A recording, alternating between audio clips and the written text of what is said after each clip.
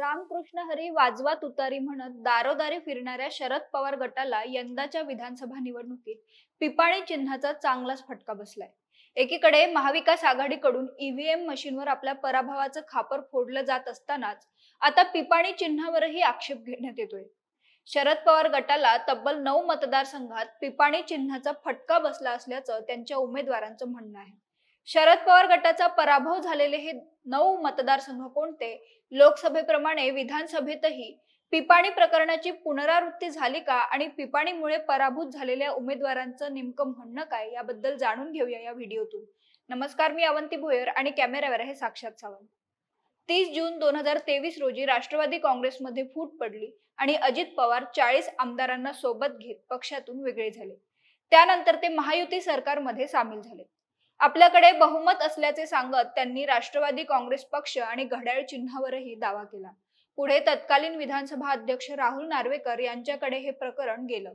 अजित पवारांकडे बहुमत असल्याने अजित पवार गट हाच मूळ राष्ट्रवादी काँग्रेस पक्ष असल्याचा निर्णय राहुल नार्वेकरांनी दिला।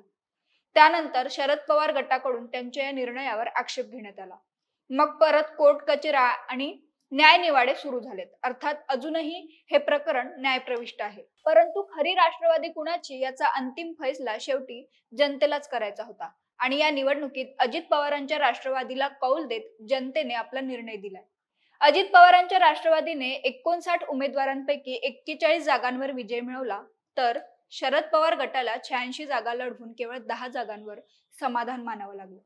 आता हा तुतारी आणि पिपाणीचा घोळ नेमका काय आहे ते समजून घेऊया। लोकसभा निवडणुकीत शरद पवार गटाला तुतारी वाजवणारा माणूस हे निवडणूक चिन्ह मिळालं होतं, तर या चिन्हाशी साधर्म्य असणारे पिपाणी चिन्ह अपक्ष उमेदवारांना दिलं गेलं।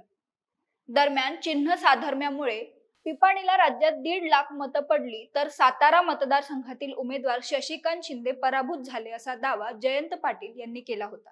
त्यामुळे विधानसभा निवडणुकीत हा गोंधळ टाळण्यासाठी निवडणूक आयोगाने पिपाणी चिन्ह गोठवावे अशी मागणी शरद पवार गटाकडून करण्यात आली होती।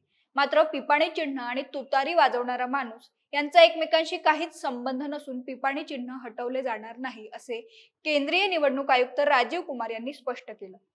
त्यानंतर आता विधानसभा निवडणुकीत शरद पवार गटाच्या 9 उमेदवारांना पिपाणीचा फटका बसल्याचा दावा पक्षाकडून करण्यात येतोय। या 9 मतदारसंघांमध्ये शहापूर, बेलापूर, अणुशक्तीनगर, जिंतूर, घनसावंगी, आंबेगाव, परांडा, पारनेर आणि केज या मतदारसंघांचा समावेश आहे। या ठिकाणी शरद पवारांच्या पक्षाचा उमेदवार जेवढ्या मतांनी पराभूत झाला त्यापेक्षा अधिक मतं पिपाणी चिन्ह असलेल्या उमेदवाराला मिळाली असून मतांचं विभाजन झालं नसतं तर कदाचित हे उमेदवार निवडून आले असते असं पक्षातील नेत्यांचं म्हणणं आहे।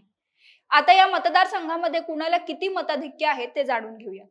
शहापूर विधानसभा मतदारसंघात अजित पवारांच्या राष्ट्रवादीचे उमेदवार दौलत दरोडा हे 1672 मताधिक्याने विजयी झाले, तर शरद पवार गटाच्या महादू बरोरा यांचा पराभव झालाय। या ठिकाणी पिपाणी चिन्हावर लढणाऱ्या रमा शेंडे यांना 3892 मतं मिळाली। त्यानंतर दुसरा मतदारसंघ म्हणजे बेलापूर विधानसभा। या मतदारसंघात भाजपच्या मंदा म्हात्रेंनी 377 मतांनी आघाडी घेत विजय मिळवला, तर शरद पवार गटाच्या संदीप नाईक यांचा पराभव झाला। अपक्ष असलेल्या प्रफुल्ल म्हात्रे यांनी 2860 मतं मिळाली। यंदा अणुशक्तीनगर हा मतदारसंघ चर्चेत होता। या ठिकाणी राष्ट्रवादी काँग्रेसच्या सना मलिक यांनी 3378 मतांची लीड घेत विजय मिळवला, तर शरद पवार गटाच्या फहाद अहमद यांचा पराभव झालाय। इथे पिपाणी चिन्हावर लढणारे अपक्ष उमेदवार जयप्रकाश अग्रवाल यांना 4075 मतं मिळाली। जिंतूरमध्ये भाजपच्या मेघना बोर्डीकरांनी 4516 मतांची आघाडी घेत हा मतदारसंघ आपल्या नावावर केला, तर शरद पवार गटाच्या विजय भांबळेंचा पराभव झालाय। पिपाणीवर लढणारे विजय भावळे यांनी तब्बल 7430 मतं आपल्याकडे खेचली। शरद पवार गटाची खरी नामुष्की झाली ती म्हणजे घनसावंगी विधानसभेत। इथे शरद पवार गटाचे मोठे नेते राजेश टोपे यांचा शिवसेनेच्या हिकमत उधान यांनी 2309 मतांच्या लीडने पराभव केलाय, तर अपक्ष उमेदवार बाबासाहेब शेळके यांना 4830 मतं मिळाली। आंबेगाव विधानसभेत राष्ट्रवादीच्या दिलीप वळसे पाटलांनी शरद पवारांचे उमेदवार देवदत्त निकम यांचा अवघ्या 1500 मतांनी पराभव केला, तर अपक्ष उमेदवार देवदत्त शिवाजीराव निकम यांना 2965 मतं मिळाली। परांड्यात शिवसेनेच्या तानाजी सावंतांनी 1500 मतांनी शरद पवार गटाच्या राहुल मोटेंचा पराभव केला, तर जमील खां पठाण या अपक्ष उमेदवाराला पिपाणी चिन्हावर 4446 मतं मिळाली.